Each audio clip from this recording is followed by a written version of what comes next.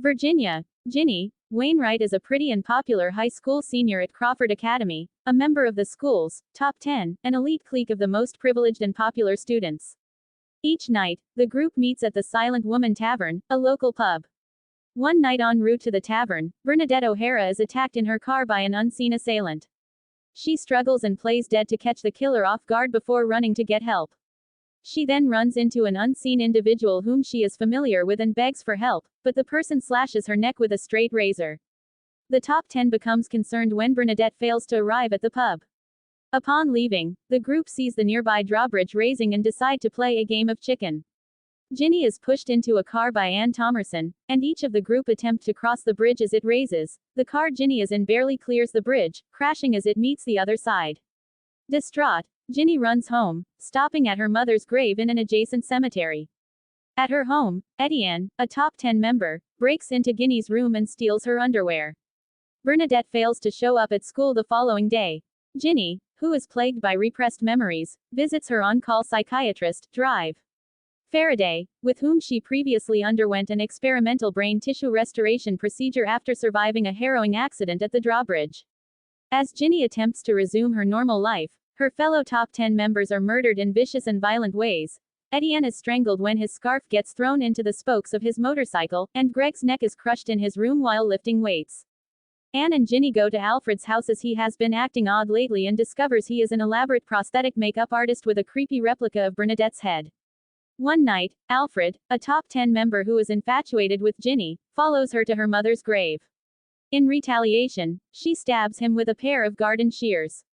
On the weekend of Ginny's 18th birthday, her father leaves for a business trip. After a school dance, Ginny invites Steve to her house and prepares shish kebabs. While the two are drinking wine and smoking marijuana, Ginny begins to feed Steve with the kebab, but violently shoves the skewer down his throat. Anne arrives at Ginny's house the following morning and finds Ginny taking a shower. In the shower, Ginny has a flashback of her mother's death. Her mother, a newly inducted socialite, invites the top 10 to Ginny's birthday celebration 4 years earlier and is concerned when no guests have arrived.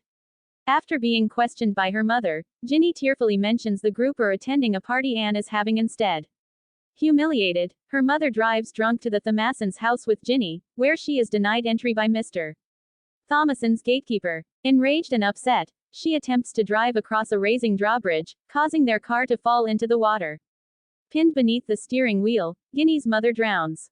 Ginny, however, manages to swim to safety. Paranoid that she may be murdering her friends during blackout episodes, Ginny visits Drive Faraday. When she confronts him over the procedure she underwent, he is evasive, and she murders him with a fireplace poker. Mr. Wainwright returns home during a thunderstorm for Ginny's birthday and finds a pool of blood in Ginny's bedroom.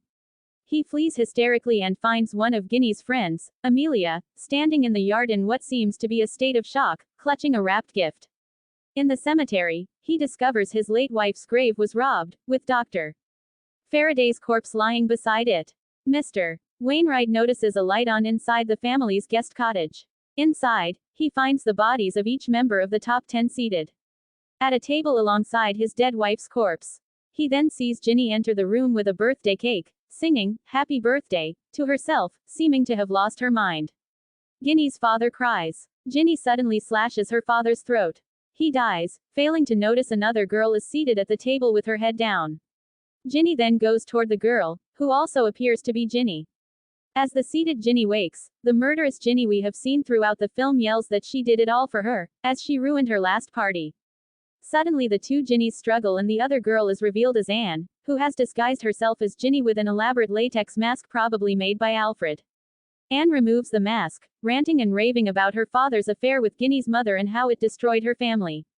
Anne reveals that she and Ginny are half-sisters and it's all her fault. Ginny manages to wrestle the knife from Anne and stabs her to death. As she stands over Anne's corpse holding the bloodied knife, a police officer enters the cottage and says, "What have you done?"